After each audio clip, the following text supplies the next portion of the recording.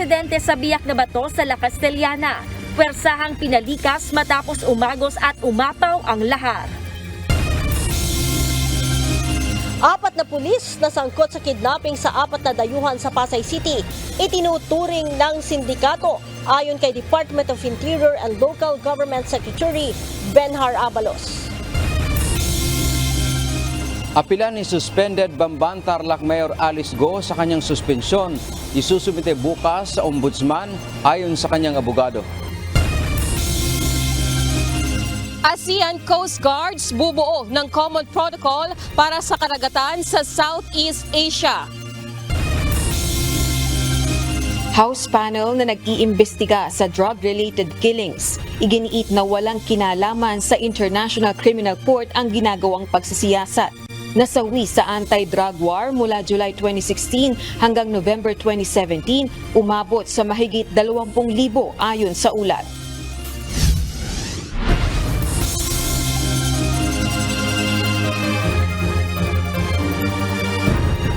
Magandang hapon Pilipinas at sa buong mundo. Una sa ating mga balita. Itinuturing ng sindikato ni Department of Interior and Local Government Secretary Benhar Abalos at ni Philippine National Police Chief, Police General Romel Francisco Marbil ang mga pulis sa sangkot sa pangingidnap sa 4 na dayuhan sa Pasay noong June 2. Ang 4 na suspect kasi ay nakatalaga sa iba't ibang unit ng pambansang pulisya na nagsama-sama para dukutin ang 4 na dayuhan. Ito ang balita ni Leia Ilagan.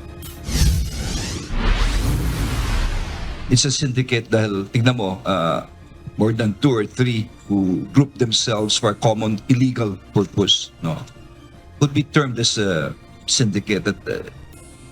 Sa kuha ng closed-circuit television footage na ito, kita na binabagtas ng luxury car na ito ang kahabaan ng Taft Avenue sa Pasay City nang biglang harangin ng 2 motorsiklo.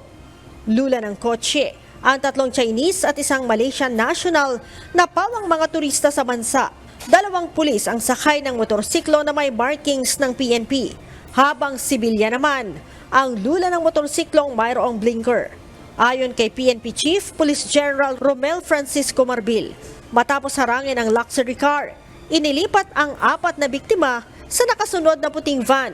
Subalit nakatakas ang 2 sa mga ito at nakapagsumbong sa barangay. Pagkahinto ng sakyan, inabdak ng 6. So yung since kulang silang 6 and 4 po yung victims sa atin, 2 nakatakbo kasi hindi nila kaya eh.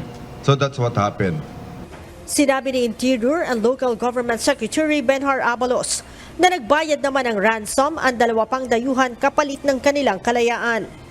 The remaining 2 captives were released around 6 o'clock a.m. on June 3 after a ransom of 2.5 million was paid.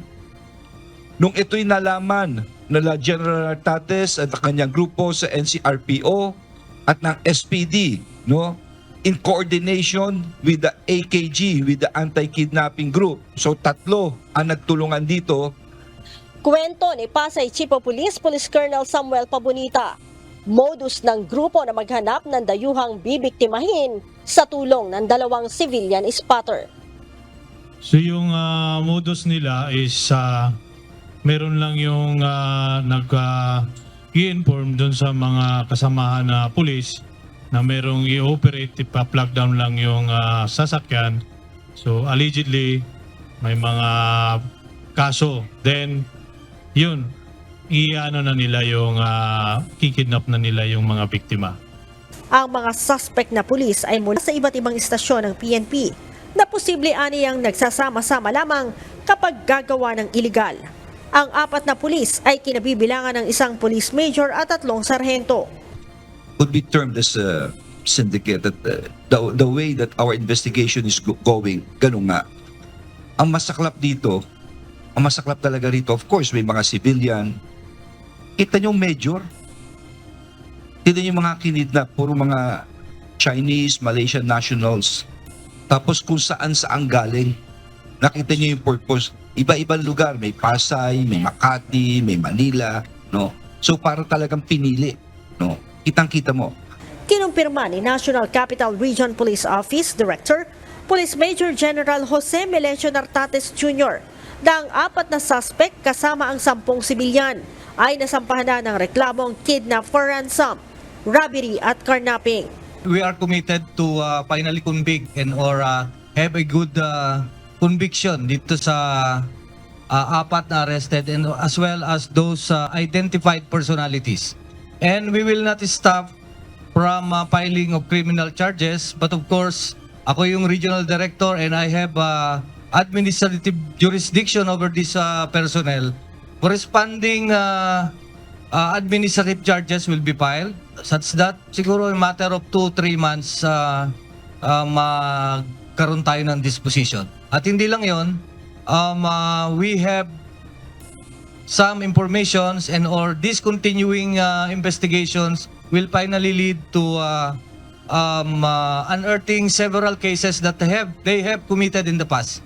Nagpapatuloy naman ang investigasyon ng PNP upang matukoy kung may iba pang pulis na sangkot sa iligal na aktibidad ng 4 na suspect.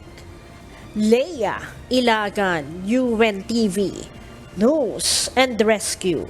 Diyos ang aming sandigan, serbisyo publiko ang aming pinahahalagahan.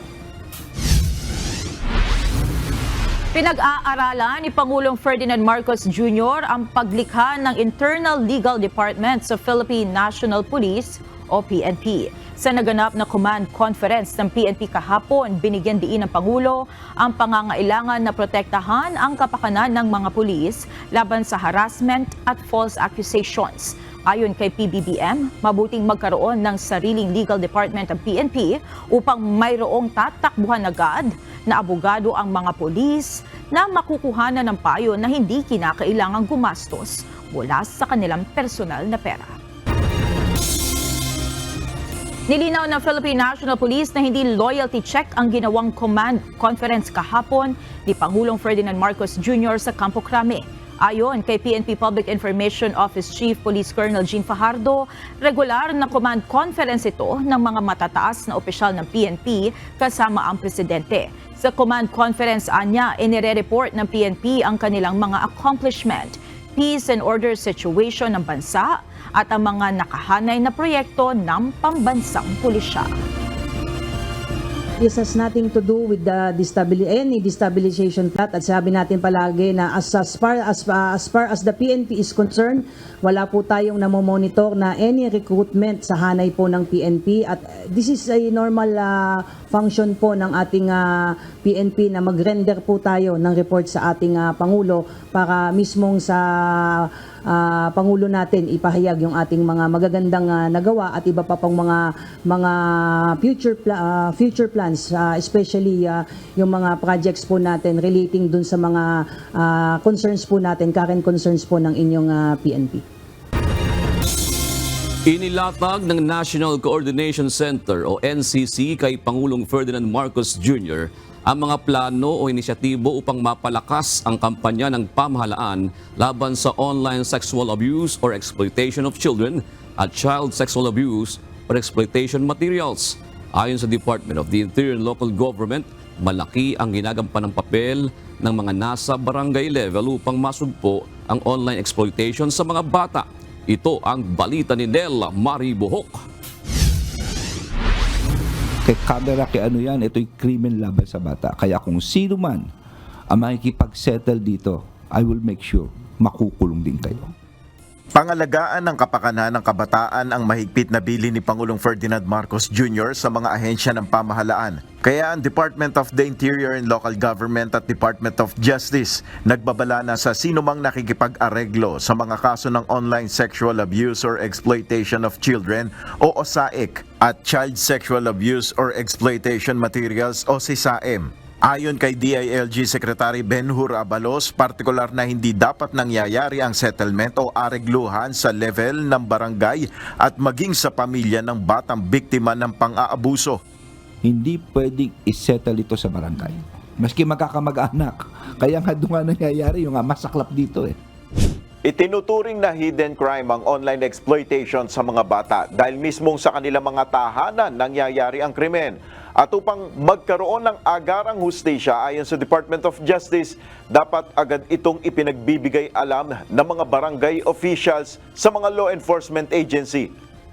Once the barangay kasi receives report, simple lang dapat ang ginagawa niya. Dapat ini-endorse na agad sa law enforcement authority. Ayon sa DOJ, maaaring maharap sa kaso sa ilalim ng Republic Act No. 11930 o OSAIC and SISAIM Act ang mga barangay officials na nagpapabaya sa kanilang tungkulin. Sa tingin po namin na pwedeng pumasok yung mga barangay officials, yung permitting. Kung umaabot na po sa level ng willful negligence na sinasabi po, no? So, kung negligence lang, baka admin case po yan. Iniutos naman ni PBBM ang paglikha ng isang sentralisadong paglalagyan ng mga ulat at impormasyon ukol sa OSAIC at SISAIM. Plano rin ng National Coordination Center o NCC na gawing partner ang mga negosyo, mamamahayag kasama ang mga broadcast station upang mapalakas ang kampanya at itaas ang kamalayan ng publiko ukol sa online sexual abuse. Isang executive order naman ang ilalabas ni Pangulong Marcos ukol sa kampanya na ito ng pamahalaan laban sa online exploitation. Nel Maribuhok, UNTV News and Rescue, Diyos ang aming sandigan, serbisyo publiko ang aming pinahalagahan. Idinulog na ni Armed Forces of the Philippines Chief of Staff General Romeo Brawner Jr. kay Pangulong Ferdinand Marcos Jr.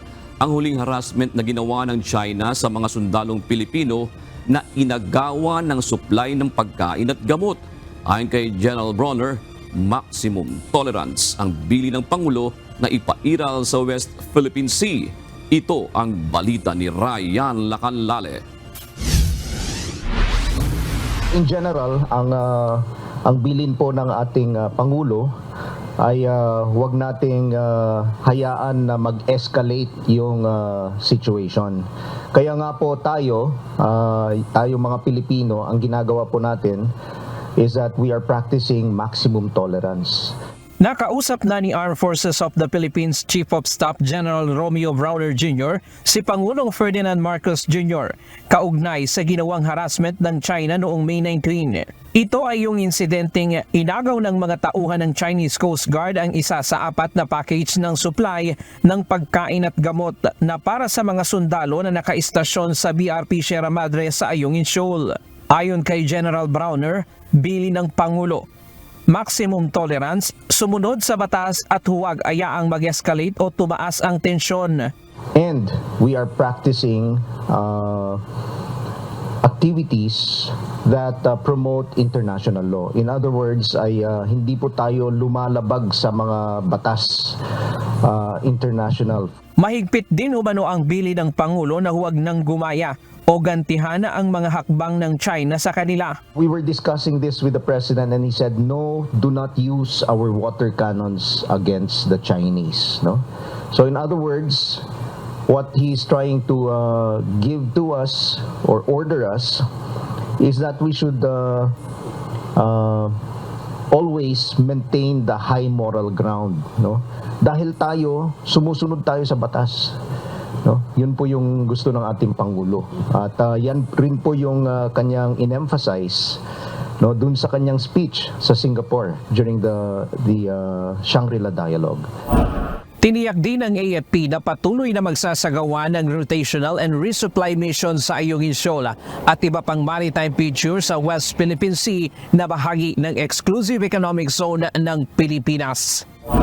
Dagdag ng General, umani ng suporta ang posisyong ito ng Pangulo na naging laman din ng kanyang talumpati sa nakaraang Shangri-La Dialogue sa Singapore. Sa katunayan, maraming mga bansa ang nais sumuporta sa posisyong ito ng Pilipinas na pagpapanatili ng kapayapaan sa Indo-Pacific region, kung saan nais nilang tumulong sa Pilipinas gaya ng capability development sa military aspect at mga joint operation exercises. So napakarami pong mga bansa, and that is very heartwarming for us to know that a lot of countries around the world support us in our endeavor to maintain a free and open Indo-Pacific and also to promote an international rules-based order.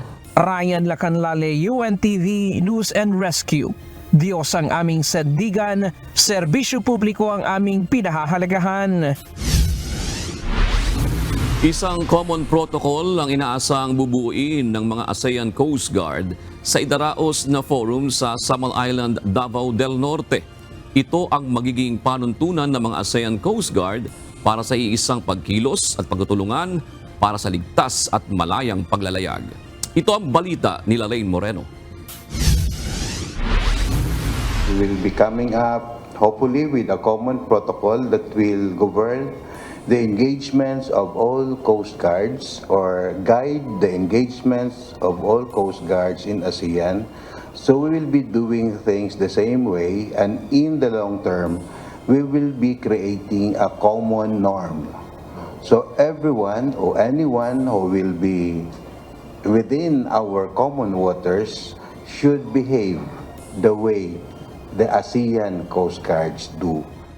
Naniniwala ang Philippine Coast Guard na makatutulong ang pagbuo ng isang common protocol upang maging gabay sa mga bantay dagat sa ASEAN. Ayon kay Philippine Coast Guard Commandant Admiral Ronnie Gavan, ito ay tatawagin na Southeast Asian Protocol on Engagement at Seas for Coast Guard and Maritime Law Enforcement Agencies o CPs.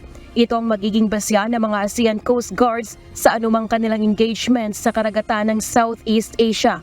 Ang CPs ay magsisilbing rules and procedures kung paano ang magiging operasyon sa karagatan ng Southeast Asia.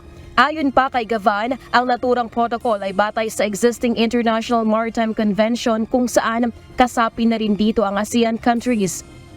Naniniwala naman si Gavan na magkakaroon ng kapayapaan sa Southeast Asia Sea kapag susunod sa common rule ng mga Coast Guard, kabilang na ang China.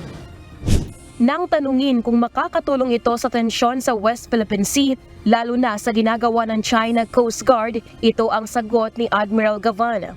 They will become the odd. Sila yung naiiba sa lahat. So they will become alien from others. So in our street language, maging others sila. Because everybody is doing the same thing together, the same way. No, it is to their disadvantage.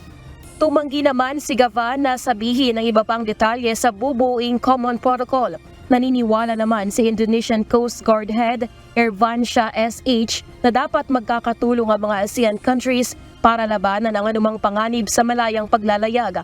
Nagpahayag rin ng suporta ang ilan pang ASEAN countries dito. We cannot maintain the security and safety at sea by one country alone. We have to do it with our neighbors, with the common interests and common threat also. Samantala, nanindigan naman si Solicitor General Minardo Guevara na hindi solusyon ang karahasan para mapatigil ang tensyon sa West Philippine Sea. Pinag-aaralan na anya ng gobyerno ang anumang diplomatic measures para maibsan ang tensyon sa South China Sea.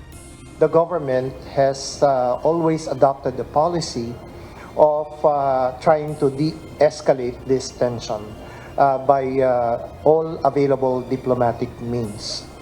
But we do not foreclose the possibility that if this situation will worsen and we do not get the result that we desire, then we will have to explore other options than diplomatic. Tumanggi ng isa publiko ni Guevara ang mga posibleng diplomatic measures. Lalaine Moreno, UNTV News and Rescue. Diyos ang aming sandigan, serbisyo publiko ang aming pinahahalagahan. Maghain bukas ng apela sa Office of the Ombudsman si suspended Bamban Tarlac Mayor Alice Guo kaugnay ng ipinataw na 6 na buwang preventive suspension sa kanya. Iit ng abogado ng alkalde, ginawa lang nito ang kanyang trabaho at wala itong nalabag na batas sa pagbibigay ng business permit sa operasyon ng Pogo sa kanilang bayan. Ito ang balita ni Dante Amento. Ang sasagutin natin siyempre yung reklamo, yung mga allegations. Yun naman ang nire-reklamo sa kanya pag issue niya ng mayor's permit. Sasagutin ni suspended Bamban Tarlac Mayor Alice Guo ang umano'y mga aligasyon laban sa kanya. Ayon sa kanyang abogado na si Attorney Stephen David, maghahain sila bukas sa Office of the Ombudsman ng apela o motion for reconsideration sa ipinataw na 6 na buwang preventive suspension. Paliwanag ni Attorney David, walang kasalanan ang kanyang kliyente sa pag-issue ng mayor's permit dahil ito ay kanyang trabaho, lalo na't may programang ease of doing business. Kumpleto rin umano ang requirement at may lisensya pa mula sa Philippine Amusement and Gaming Corporation o PAGCOR ang operasyon ng Philippine Offshore Gaming Operator o POGO na Zun Yuan na humingi ng permit sa kanila. Ito naman kasi, Zuljuan, itong POGO na to, compliant ito. Una-una, meron siyang lisensya ng PAGCOR, meron siyang ginransya na mag-operate ng POGO. So kung gano'n, ano ang magiging reason ni Mayor Alice? Bakit hindi siya mag-i-issue ng mayor's permit? Kaya naman hindi niya pwedeng atangan ang suspendidong alkalde ng paglabag sa Anti-Graft and Practices Act. Positibo ang abogado ni Go na kapag nabasa ng ombudsman ang kanilang posisyon sa kaso, ay babaliktarin ang naunang desisyon at aalisin ang suspensyon nito. Alam mo, si ombudsman very fair yan ha. Kung makikita niya yan, I know very fair yan. Makikita niya na dapat talaga i-lift yan. Sa akin paniwala ha, talaga. Kaya hindi ko kino-consider pa yung ibang avenue about that. Binigyang din pa ng kampo ng suspendidong opisyal na hindi sila natatakot na may makuha pang ebidensya laban sa kanilang partikular galing sa munisipyo ng Bamban na posibleng magdidiin kay Go.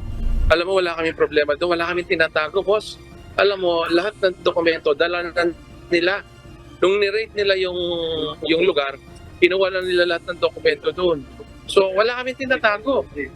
Maganda yan. Okay lang yan.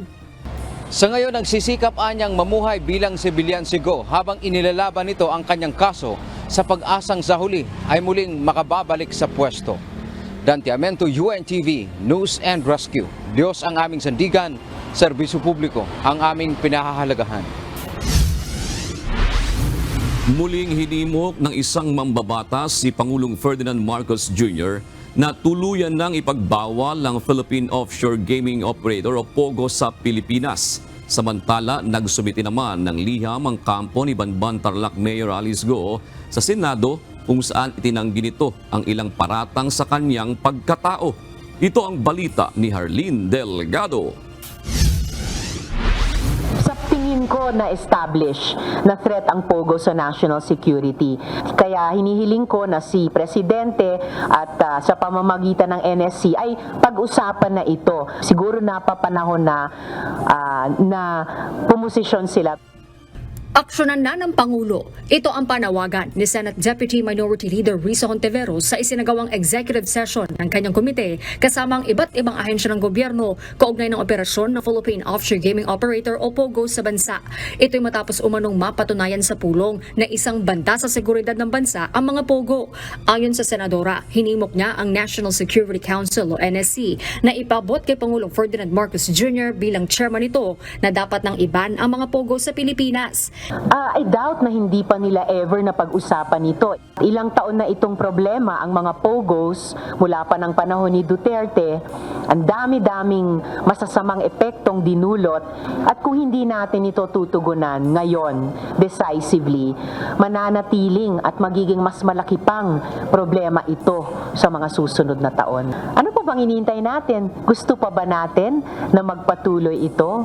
Bakit? Hindi naman inimbitahan sa pulong si Bamban Tarlac Mayor Alice Go. Paliwanag ni Senator Hontiveros, mga ahensya lang ng Executive Department ang inaanyayahan sa executive session para mailahad sa mga senador ang mga sensitibong impormasyon na hindi maaaring isapubliko. Hindi pa rin mas kumlaro yung identity niya kahit sa executive session.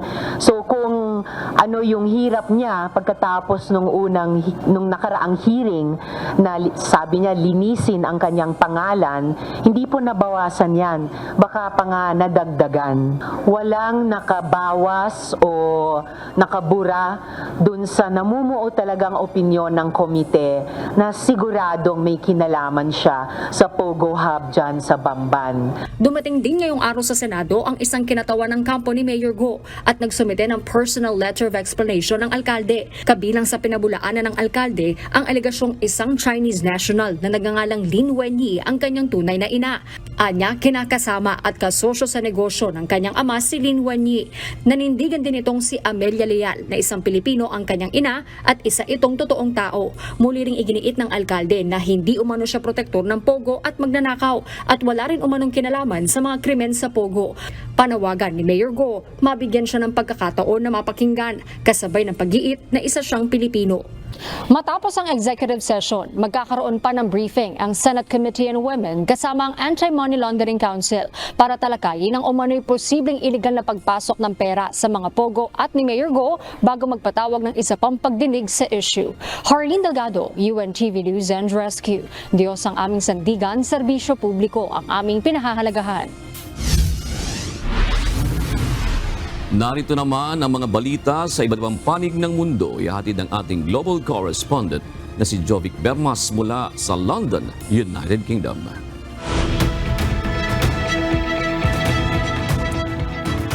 Magandang gabi, Jovic. Next month na ang isasagawang general elections diyan sa UK.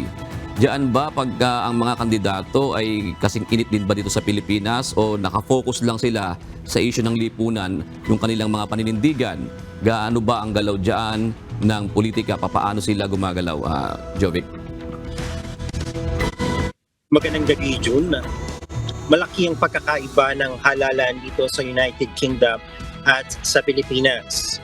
Sa Pilipinas, ang campaign period ay tumatagal ng 90 days, habang dito sa UK ay walang definite na araw. Nagsisimula ang campaign period dito typically around 25 days pagkatapos na ma-dissolve ang parliament bago ang eleksyon. Kung sa Pilipinas, June uso ang mga rally, motorcade at house-to-house visit ng mga politiko, dito naman sa UK mas common ang public meetings and debates na nakafocus sa party manifestos at policy issues. Isa pang malaking pagkakaiba, June, hindi uso dito sa UK ang mga pagkuha ng celebrity endorsements ng mga politiko upang makahakot ng mas maraming boto.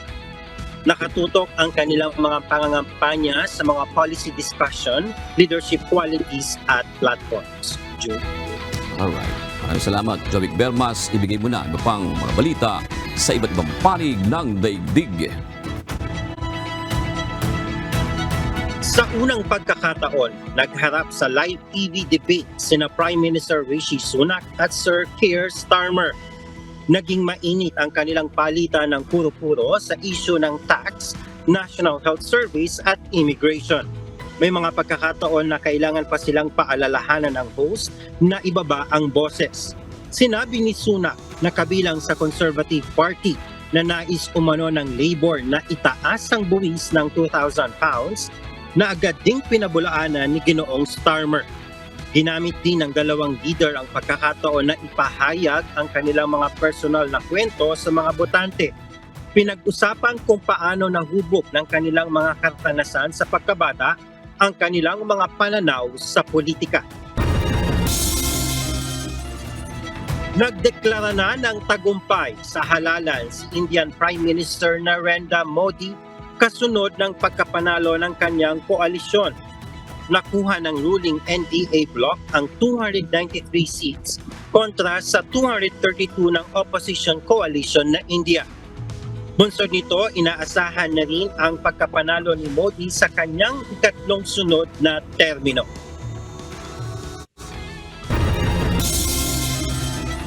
Naglabas ng bagong kautusan si United States President Joe Biden kaugnay sa mga tumatawid ng US-Mexico border. Bunsod ito ng dumaraming bilang ng illegal migrants na nais pumasok sa Estados Unidos. Ito ang balita ni Azel Kaisi. Today I'm announcing actions to bar migrants who cross our southern border unlawfully from receiving asylum.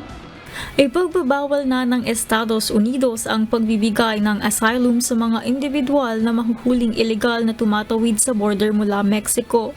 Taliwas ito sa umiiral at matagal ng protocol. Sa ilalim ng bagong kautusan, ang mga migrant na mahuhuling tumatawid ng ilegal ay maaaring ipadeport agad o ibalik sa Mexico. Ngunit exempted dito ang mga batang walang kasama, mga may sakit o nahaharap sa matinding banta ng kalusugan at mga biktima ng human trafficking. This action will help us to gain control of our border, restore order into the process. This ban will remain in place until the number of people trying to enter illegally is reduced to a level that our system can effectively manage. Maaari ring iposo i-lift ang ban kung bababa sa 1,500 kada araw ang mga nagnanais mag-apply ng asylum. Noong Abril, umabot sa 4,500 ang daily average ng border arrest. Nilinaw naman ng American Chief Executive na mananatiling magagamit ang asylum access ng mga migrant na nagparehistro sa app na CBP-1 o gumamit ng iba pang legal na paraan para makatawid. Ang pagpapalakas sa border control ni President Biden ay bunsod ng paglitaw ng issue bilang top concern ng mamamayan sa darating na November 5 elections kung saan makakaharap niya si Donald Trump. Azel Kaisip, UNTV News and Rescue, Diyos ang aming sandigan, serbisyo publiko ang aming pinahahalagahan. Papahintulutan na ng Australian Defence Force ang recruits mula sa banyagang bansa, kabilang na ang United Kingdom. Layo nitong mapalago ang hanay ng militar. Nahaharap sa enlistment shortfalls ang Australia sa gitna ng umiigting na banta sa rehiyon. Mula Hulyo, maaari nang mag-apply ang New Zealand nationals ng permanent residence ng Australia. At sa susunod na taon, palalawigin ito sa mga recruit mula UK at iba pang bansa kabilang ang Estados Unidos at Canada. Inanunsyo ng Spain ang mga hakbang upang matiyak ang parental controls sa smartphones. Bagong hakbang ito upang maprotektahan ang mga bata sa masamang epekto ng social media. Gagawin na ring krimen ng pamahalaan ang paglikha ng deepfake AI-generated images na may sexual content at sharing ng pornographic material sa mga bata ayon sa Justice Ministry ng bansa. Bukod dito, magpapatupad din ang pamahalaan ng Digital Restraining Order o pagbabawal sa mga partikular na tao na makontak ang iba online. Kinansela ng ilang malalaking ospital sa London, United Kingdom ang ilan sa kanilang operasyon araw ng Martes, June 4, matapos maapektuhan ng isang cyber attack ang isang key service supplier, partikular na sa blood transfusions. Naapektuhan ng pag-atake sa pathology partner Synovis ang King's College Hospital at Guy's and St. Thomas. Iniulat ng Health Service Journal Trade Publication na biktima ng ransomware attack ang system. Batay naman sa isa sa mga case, posibleng tumagal ng linggo bago ma-access ang pathology report. At yan ang mga balita mula sa iba't ibang panig ng mundo. Mula dito sa Westminster, London, United Kingdom, ako si Joe Vic Bermas. Magandang gabi. Iginiit ng House Committee on Human Rights na walang kinalaman sa kaso sa International Criminal Court ang ginagawa nilang pagdinig sa umano'y extrajudicial killings o EJK sa ilalim ng anti-drug war ng administrasyon ni dating Pangulong Rodrigo Duterte. Samantala, ipinahayag naman ng human rights lawyer na si Attorney Shell Jokno na mahigit sa 20,000 tao ang nasawi sa drug war ng dating administrasyon mula July 2016 hanggang November 2017. Ang ulat na ito galing mismo sa tanggapan ng dating Presidente Duterte at nabanggit sa isang resolusyon ng Korte Suprema. Ito ang balita ni Rosalie Cos. Hindi kami kontrolado ng ICC.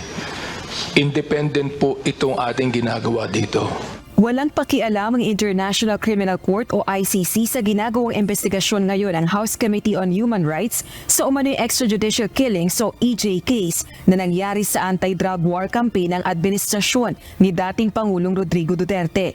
Ito ang iginiit ng chairperson ng committee na si Manila 6th District Representative Benny Abante matapos magbigay ng kanilang testimonya at umapela ng hustisya ang mga kaanak ng ilan sa napaslang sa kampanya kontra iligal na droga. Dagdag naman ni Abang Lingkod Party List Representative Caraps Paduano, anumang magiging findings ng komite sa pagdinig, isusumite nila sa mga kinauukulang ahensya ng pamahalaan sa ilalim ng Executive Department. Layo nitong makamit ang hustisya sa mga biktima ng drug-related killings. Sana maramdaman niyo po yung bilang isang ina kami, paano naghirap doon sa mga pinalaki mong bata ng maayos, di ba po? Ang masaklap pa po, pinatay na. Pinaratangan pa ng kung ano-ano. Yun po yung masakit dun eh. Yung may drugs, nanlaban. Paano naman kaming inang nagpalaki doon sa bata? Sa gera kontra droga na inilunsad ni dating Pangulong Duterte, hindi po nabawasan ang droga. Tao ang nabawasan kasi po pinagpapatay sila. Hindi nga po namin masabing gera kasi walang kalaban-laban silang pinapatay. Now we'll just submit this committee report to the proper agencies. No? And it's up to the executive department, to the proper agencies, whether to file a case against all those person supposedly magiging liable in this investigation. And it's up also to ICC to request such committee report, not in this house, not in this house, not in this committee, but to the agency in which we will recommend. Kung ombudsman yan, so be it. Kung Office of the President, so be it. But not us, because we are conducting an inquiry in aid of legislation. Hinikayat naman ni Representative Abante ang iba pang mga kaanak ng mga biktima ng drug-related killings na dumalo sa pagdinig at magsampa ng kaukulang kaso upang mapapanagot ang mga salarin sa paglabag sa karapatang pantao. Ayon naman sa abogado ng mga biktima, natatakot pa rin ang mga ito kahit wala na sa pwesto si dating Pangulong Rodrigo Duterte. Your Honor, the psychosocial support that we provide to the victims takes years. It is re-traumatization for them to retell their stories in a public This scenario committee, and with Attorney other Conte, policemen, has Your Honor. promised protection for them. Yes, Your Honor, This we committee has promised protection for them, and I am going to lay my life on the line on this. That's the reason why we are now investigating this. Samantala, ipinahayag naman sa pagdinig ng human rights lawyer na si Attorney Shell Jokno na mahigit sa 20,000 individual ang nasawi sa drug war ng dating administrasyon mula July 2016 hanggang November 2017. Ang bilang na ito nakasaad mismo sa isang 2017 year-end report ng tanggapan ni dating Pangulong Rodrigo Duterte at nabanggit sa isang Supreme Court and Bank resolution noong April 3, 2018 ayon sa abogado. Tinanong din ng Executive Secretary ng Duterte Administration kaugnay ng ulat. There is one number that is unassailable because this comes from the Office of the President and was cited in an extended resolution of the Supreme Court. And that number is 20,322 persons killed in the war on drugs. Who is the president you're referring to? The former President Rodrigo Roa Duterte, Your Honor. That number of 20,322 persons killed is only from the period of July 1, 2016 up to November 27, 2017. This is found in the 2017 year-end accomplishment report of the Office of the President and cited in the resolution of the Supreme Court of April 3, 2018. First of all, those copies, so kung meron man, are part of the privileged communication ng Office of the President. If there was such a report given, ma'am, no, I cannot disclose that because I'm barred. No? Busod nito, iimbitahan na rin para sa susunod na pagdinig ang kasalukuyang Presidential Communications Office at ang 2017 year-end report ng dating tanggapan kung saan nakasaad ang ulat ng bilang ng drug-related killings. Rosa Licuz, UNTV News and Rescue. Diyos sa aming sandigan, serbisyo publiko ang aming pinahahalagahan. Wala pang plano sa ngayon ng bagong alyansang makabayan o bayan upang magsampa ng kasong kriminal sa mga nasa likod ng patayan sa anti-illegal drugs campaign ng nakaraang administrasyon. Sa ngayon ay susuportahan muna umano ng grupo ang investigasyon ng International Criminal Court at ng Kongreso. Ito ang balita ni Jed Neresina. Sa ngayon, itong ICC ang ating focus. Pero hindi ibig sabihin na walang hinahanda dahil gusto natin lubusin muna ito. Nagpahayag ng suporta ang grupo ng Bagong Alyansang Makabayan o Bayan sa ginagawang investigasyon ng International Criminal Court o ICC kaugnay sa war on drugs na nangyari noong panahon ni dating Pangulong Rodrigo Duterte. Sinabi ni Bayan Secretary General Mong Palatino, sa ngayon ay wala pa silang planong magsampa ng kaso laban kay Duterte. Aniya gusto muna nilang pagtuunan ng pansin ang ginagawa ng ICC kaugnay rito, ngunit hindi ibig sabihin ay wala silang paghahanda para rito. Ang problema kasi pa nag-file tayo ng kaso dito ngayon, pwedeng gamiting argument ng Duterte camp na bakit pa may ICC? Tapusin muna itong final na kaso dito sa local courts. Kaugnay nito, dapat aniya namang suportahan ng kasalukuyang administrasyon ang investigasyon ng ICC. Sa tingin ko dapat ito ay enforce ng pamahalaan. Kahit hindi tayo miyembro ng ICC sa ngayon, tayo ay miyembro pa ng ICC noong nangyari ang tokhang. So ito ay hamon sa pamahalaan ni President Bongbong Marcos Jr. na respetuhin itong proseso ng ICC, hayaan na mag-testify ang mga opisyal ng pamahalaan, lalo na ang pulisya kung kinakailangan. At the same time, kung ano man yung gamiting na mga dokumento sa ICC ay pwedeng maging batayan din natin sa paghahabol ng mga kaso dito sa Pilipinas. Bukod dito, napakahirap din kasi ayon kay Palatino na maglabag ng kaso ng panahong nakaupo pa bilang Pangulo si Duterte. Kaya ngayon ay masaya sila sa ginagawang pagdinig sa Kongreso kahit sa palagay niya ay dapat noon pa ito sinimulan. Wini-welcome natin itong ginagawa ng Kongreso, no? Na pagdinig about kung ano ba talaga ang nangyari noong tokhang. In fact, dapat noon pa ito ginawa. Marami na rin kasi aniya ang nangyari matapos ang taong 2016, 2017 at posible ring nakalimutan na ito ng ilan. Ngunit ang mga protesta o pag-uusap kaugnay sa war on drugs ay para rin naman sa lahat. Hindi lang ito laban ng mga kaanak. Ito ay hamon sa lahat ng institusyon natin. No, akademya, simbahan, ang ating mga LGU, ang ating iba't ibang mga pambansang ahensya, magkaroon ng isang truth commission o kaya magkaroon ng isang effort para hanapin talaga ang katotohanan at ipaglaban ang hustisya. Ayon sa Grupong Bayan, hindi pa tapos ang war on drugs hanggang sa kasalukuyang administrasyon. Kaya hiling nila na ang problema sa droga ang dapat tugunan at hindi solusyon dito ang extrajudicial killings. Jed Neresina, UNTV News and Rescue. Diyos ang aming sandigan, serbisyo publiko ang aming pinahahalagahan. Pinabulaanan ng Philippine Institute of Volcanology and Seismology o PHIVOLCS na muling pumutok ang Bulkang Kanlaon ngayong araw. Ngunit kinumpirma ng PHIVOLCS na nagkaroon ng lahar flow na bunsod ng mga pag-ulan. Ipinaliwanag din ng PHIVOLCS kung ano ang maaari pang mangyari sa mga nag-aalburutong bulkan sa mga susunod na araw. Ito ang balita ni Asher Cadapan Jr.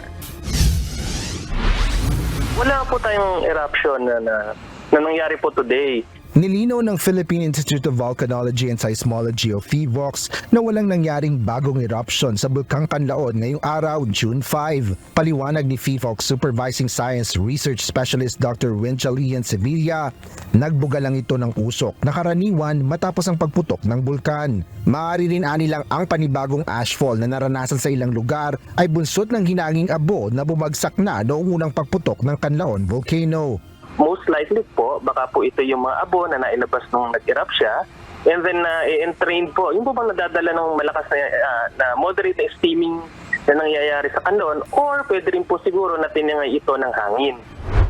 Nag-iikot naman ang mga kawani ng PHIVOLCS sa lugar kung saan may mga napaulat na pagdaloy ng lahar. Partikular na dito ang nasa timog silangan ng Kanlaon Volcano.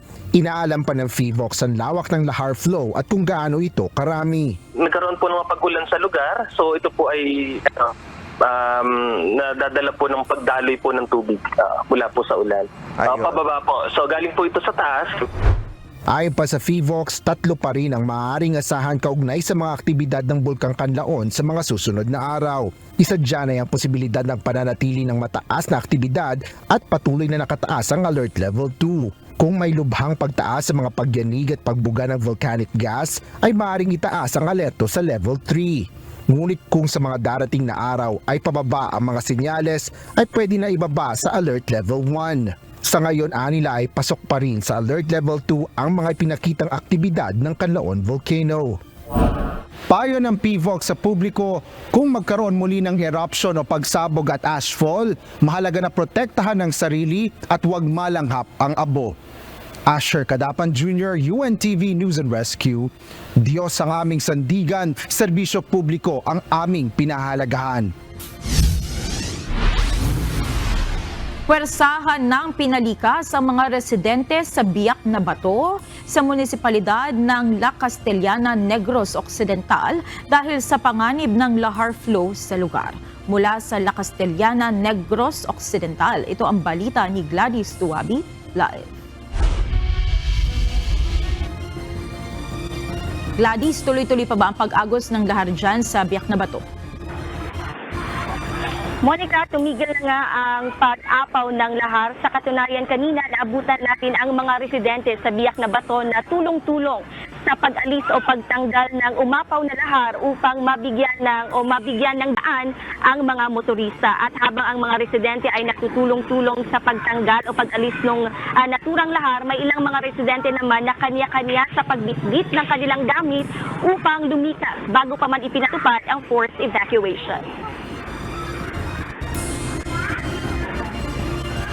Kwento ng mga nakatira dito ay nakala nila na may ulan lang sa bukid malapit sa kanila. Nang bigla silang makarinig ng tila mga nahuhulog na bato na pag-aakala nila ay pumutok ang bulkan. Nang lumabas na sila sa kanilang tahanan, napansin na lamang nila ang pag-apaw ng lahar sa daanan na mula sa tabing ilog. Ayon sa mga residente, may ilang bahay na rin ang napasukan na ng lahar. Dahil sa nakaambang na panganib matapos ang pag-apaw ng lahar, dali-dali nang dineploy ang mga pulis upang isagawa ang forced evacuation sa Biak na Bato.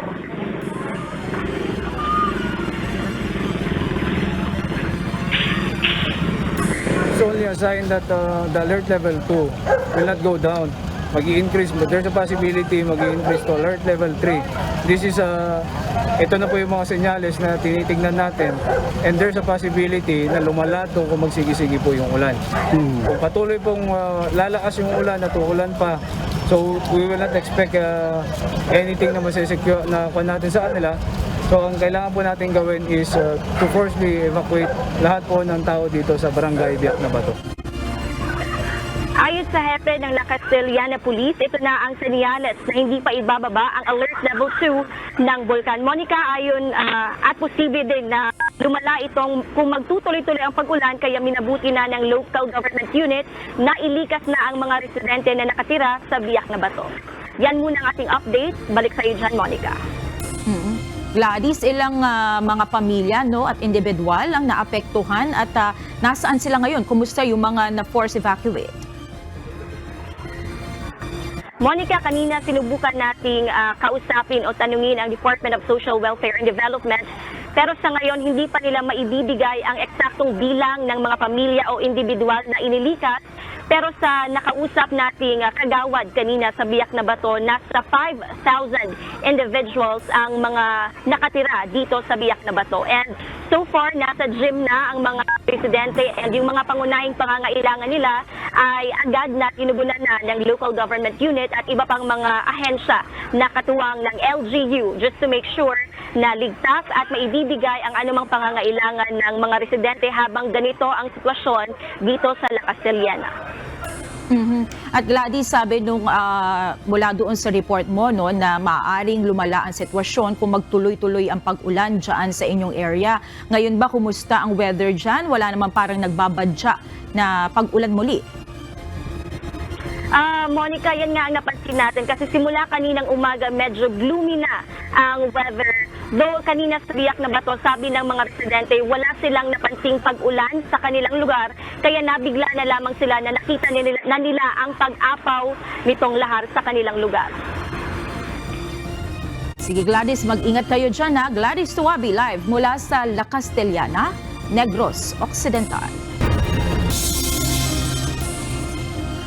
Sa punto pong ito, makakausap natin ngayon ang alkalde ng La Castellana, Negros Occidental na si Mayor Alme Romila Maymay Nicor Mangilimutan. Magandang araw po sa inyo, Mayor.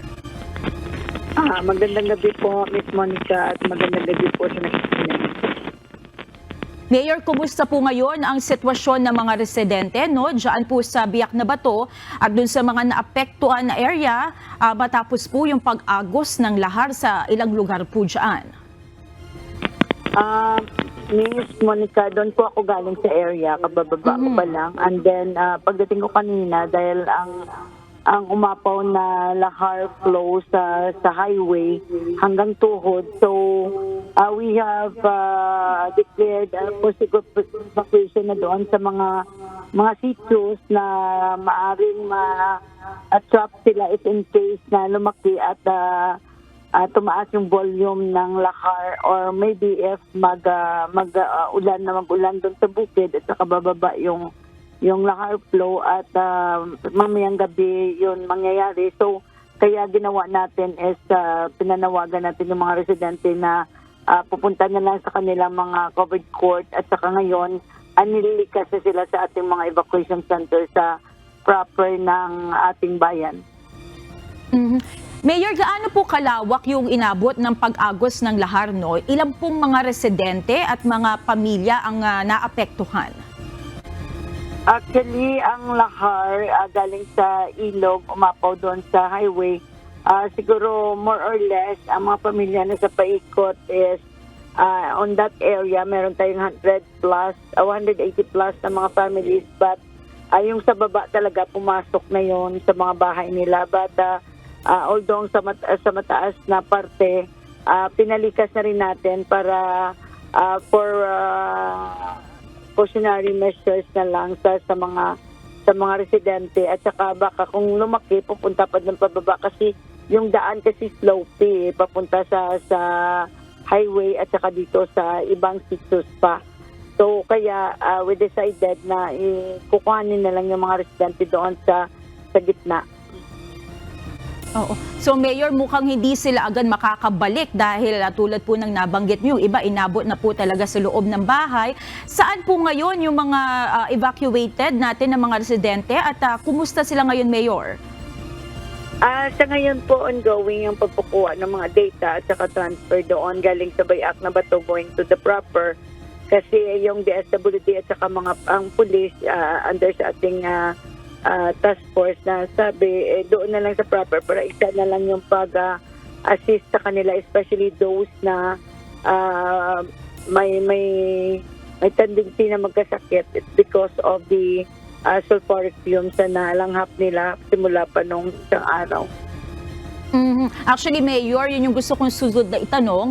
Wala naman po ba tayo mga naiulat na mga residente na nakaranas ng any health problems kasunod nga po nitong nangyaring pag-alboruto ng Bulkang Kanlaon?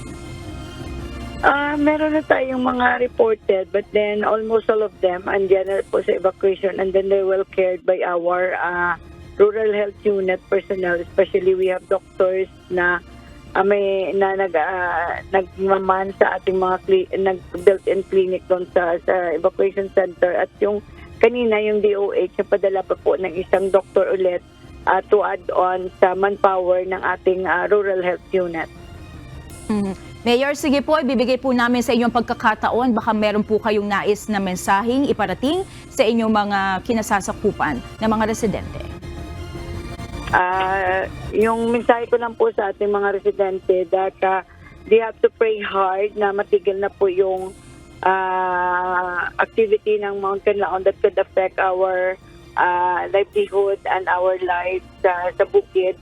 And then, magtulungan po kami at sumunod po sila sa mga advisory ng ating pamahalaan because it is there for their safety. And tulong din po sila sa kanilang mga sarili na hindi na po mahirapan yung ating mga responders. And I would like to grab this opportunity, magpasalamat sa ating Presidente, Vice Presidente at saka yung Secretary ng DSWD for reaching us out there at pagpapadala ng iba't ibang tulong para mabigyan natin ng tamang serbisyo yung ating mga evacuees at yung mga pamilya na out of the evacuation center na nahingi din ng tulong. Sige po, kami po ay patuloy na makikipag-ugnayan at maraming salamat po sa inyong oras. Mayor Romila Maymay Nicor Mangilimutan mula sa La Castellana, Negros Occidental, at mag-ingat po kayo, Mayor. Sa iba pang balita, bahagyang bumili sa 3.9% ang naitalang inflation rate sa bansa para sa buwan ng Mayo ngayong taon. Ayon sa Philippine Statistics Authority, bahagyang mas mataas ito kumpara sa 3.8% na naitala noong Abril. Gayunman, ito na ang pinakamabilis na inflation rate na naitala ng PSA ngayong 2024. Pero mas mababa pa rin ito kung ikukumpara sa 6.1% na record noong May 2023. Paliwanag ng PSA, ilan sa mga factor na nakapag-ambag sa pagbilis ng inflation ay ang mabilis na pagtaas ng presyo ng housing, tubig at kuryente.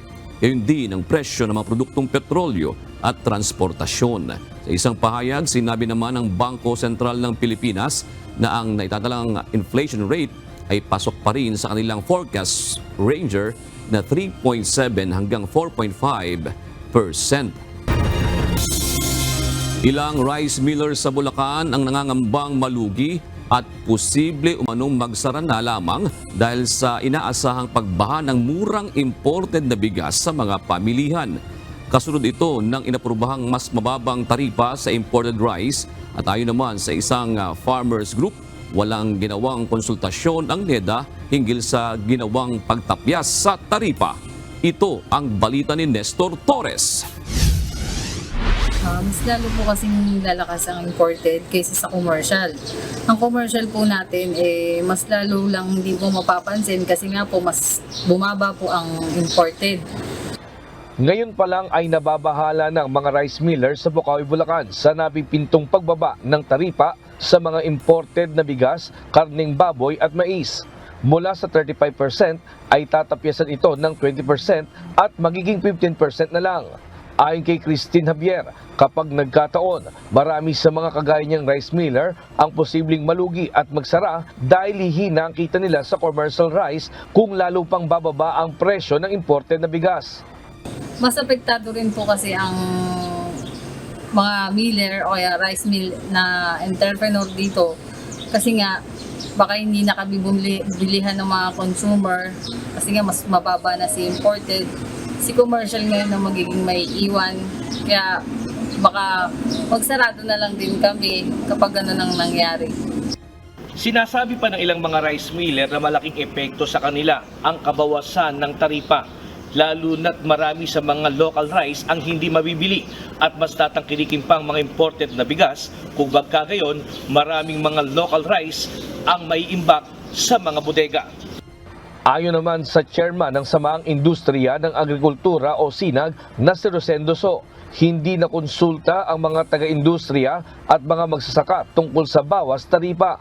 Ang mabutian niya munang gawin ay i-maintain o manatili na lang sa 35% ang taripa dahil maraming magsasaka ang malulugi sa inaasahang pagbaha ng imported na bigas sa pamilihan. Process ng ginawa ng NEDA is mali, no? Dapat kasi consultation muna with the industry, with the importer, with everybody. Tapos magkakaroon ng hearing yan sa Tariff Commission. After that, after Tariff Commission, bago pupunta yan ng NEDA. Ito is parang baliktad eh. Nag-decide yung NEDA na ibaba yung tariff. Hindi na nila kinonsulta yung other department and yung mga magsasaka natin dito sa ating bansa. Lumalabas din anya na dayuhan ang tinutulungan ng gobyerno at hindi ang lokal na magsasaka. Mangyayari niyan is parang sinasubsidize natin yung foreign farmers kasi binawasan natin ng 20% yung tariff na pagpasok dito. So subsidize yung farmers. Sa kasalukuyan, nasa 3.8 million metric tons ng bigas ang target angkatin ng bansa. Kung magtutuloy-tuloy naman ngayong taon na bawasan ang taripa, ay lalaki ang angkatin ng bansa na posibleng umabot pa ng 4.5 million metric tons. Nestor Torres, UNTV News and Rescue.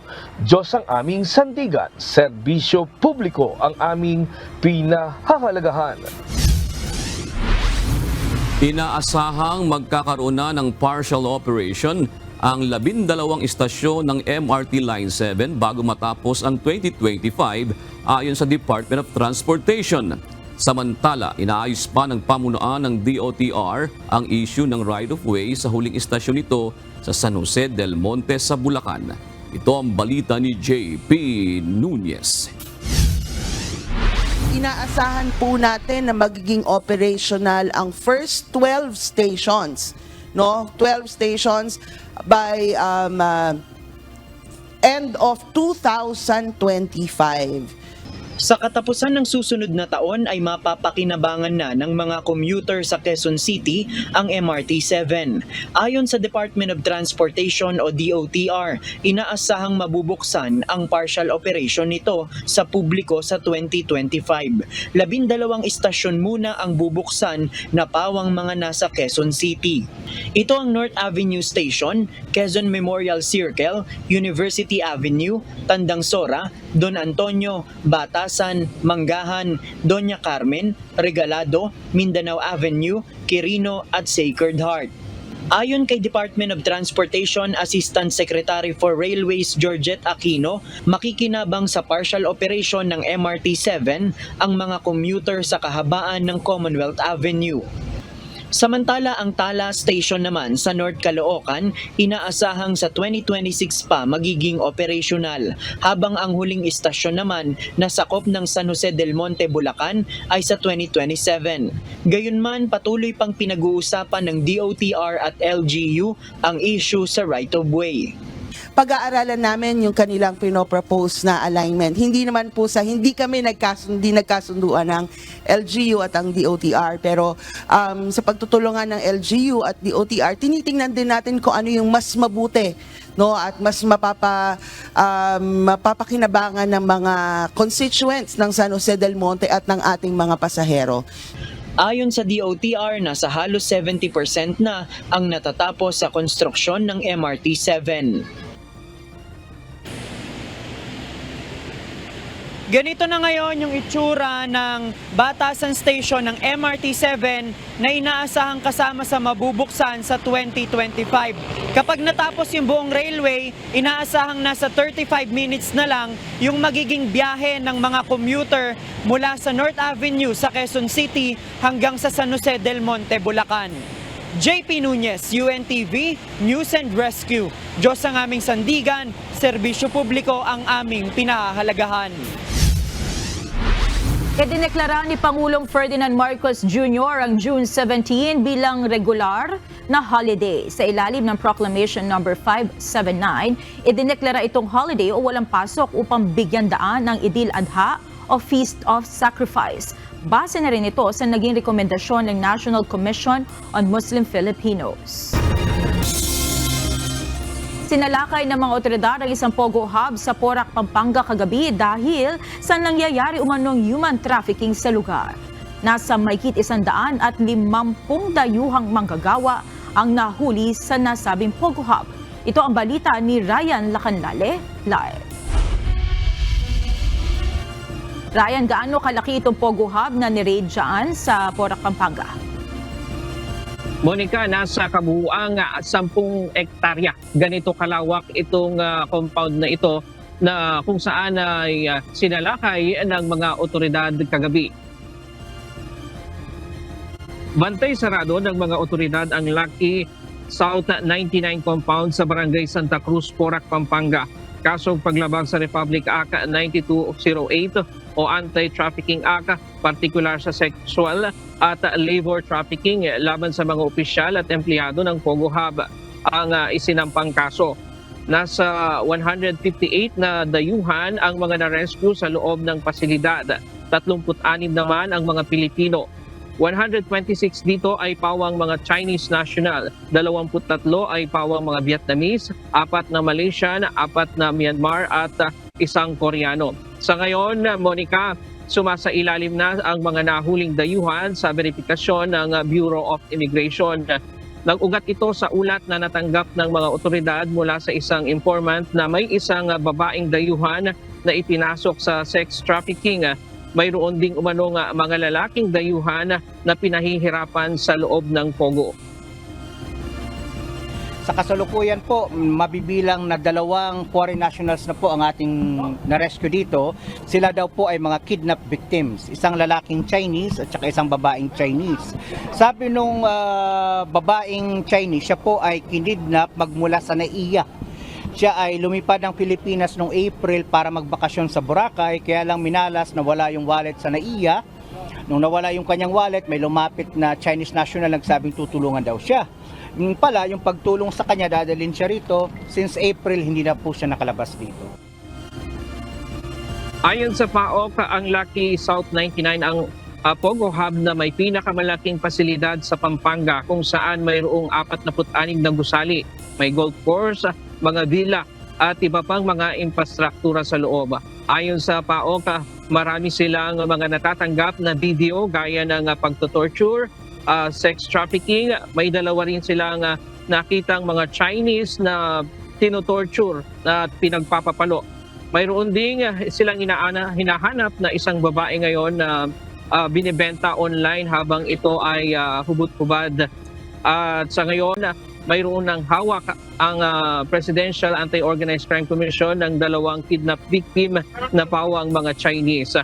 Sa ngayon, Monica, hindi pa mapasok ng mga otoridad dito dahil inaantay pa rin nila yung LGU at yung barangay para pasukin itong loob ng compound. At yan muna ang latest mula dito sa Porac, Pampanga. Balik sa'yo. Monica. Maraming salamat, Ryan Lacanlade.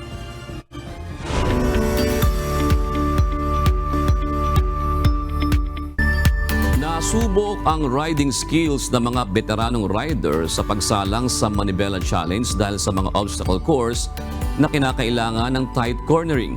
Kahapon natapos na ang lahat ng team na salang para sa team category ng Manibela Challenge. Ito ang balita ni JP Nunez.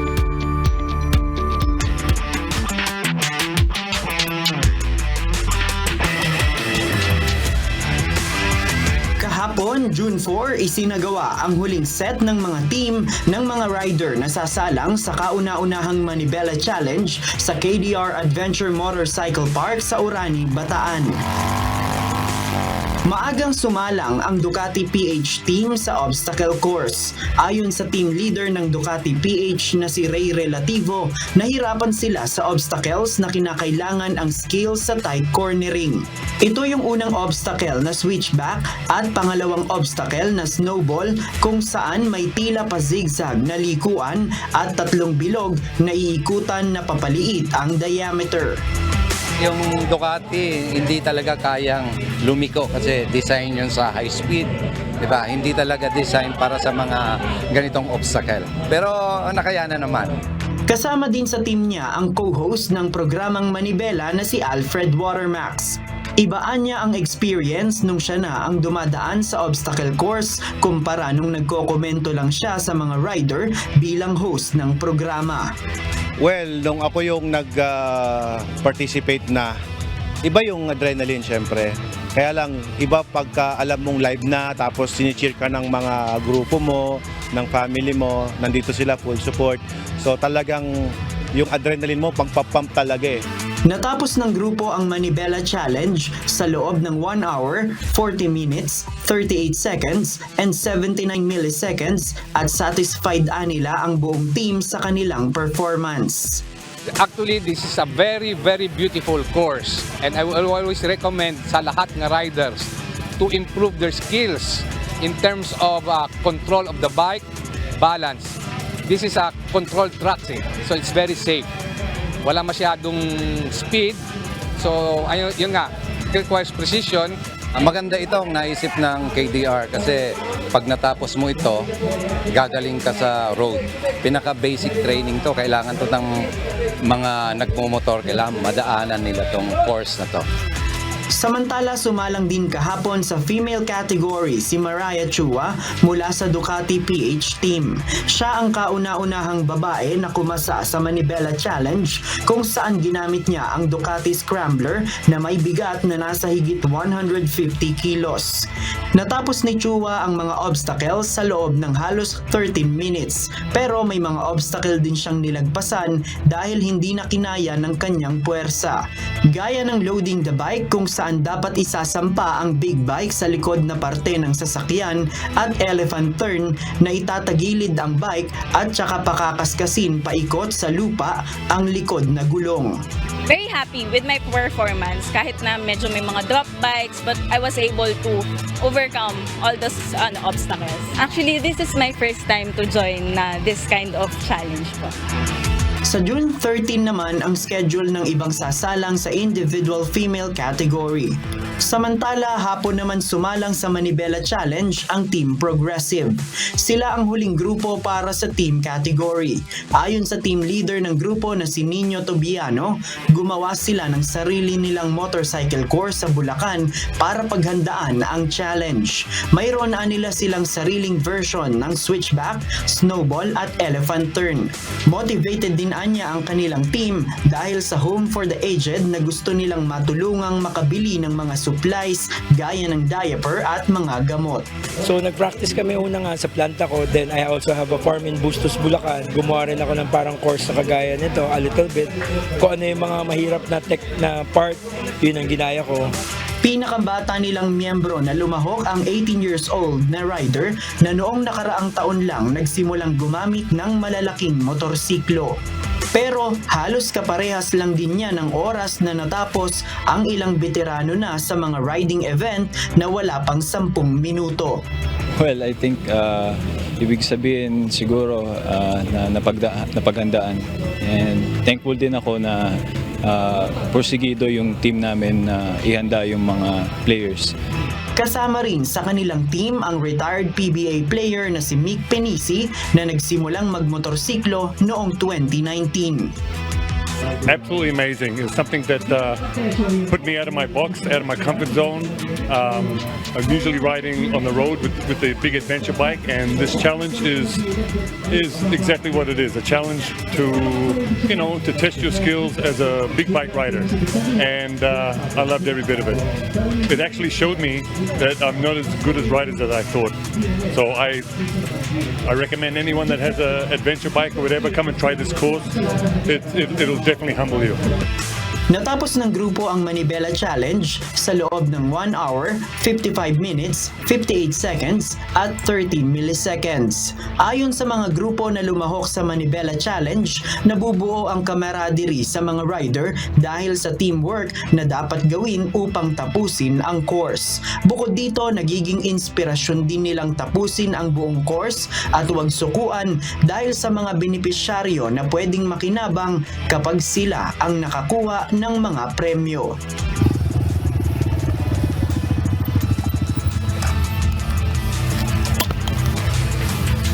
Sa June 16, isasagawa yung awarding ceremony ng Manibela para sa lahat ng kategory. Doon malalaman yung official time ng lahat ng team, pati na ng individual category at yung madadagdag sa kanilang oras dahil doon sa mga penalty na kanilang nakuha.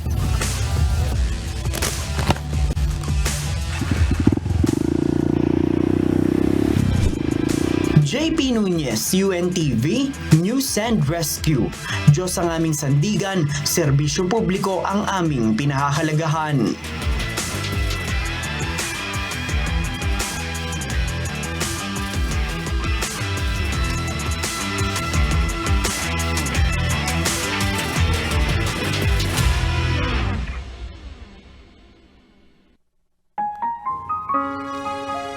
Narito ang salita ng Diyos na ating sandigan mula sa aklat ng unang Timoteo 4:7 na nagsasabi, "Datapwat itakwil mo ang mga kathang masama at walang kabuluhan, at magsanay ka sa kabanalan."